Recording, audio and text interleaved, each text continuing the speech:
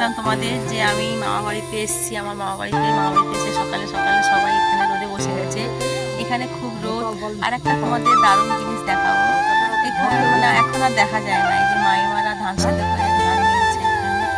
এই যে দেখো সব ধান এখানে মেলা আছে। এই ধানগুলো আবার মেশিনে ফুটে এখানে চাল বের করবে। এরা সব চাষের ধান খায়। আমার মামাদের অনেক জায়গা, মামাদের মানে না 10-12 বিঘে জায়গা আছে আমার দাদুদের মামাদের। এই যে আর এখানে আমার বাবা রোদে বসে আছে। এই যে আমার মেয়ে, সবাই আমার দিদা, আমার মাসি, সবাই সকাল থেকে রোদে বসে গেছি। মামা বাড়িতে অনেকদিন পর এলাম আমরা, আর এসে 2 দিন থাকবো। চলো, এই যে আমার বোনের ছেলেটাকে দেখো দুষ্টমি করছে।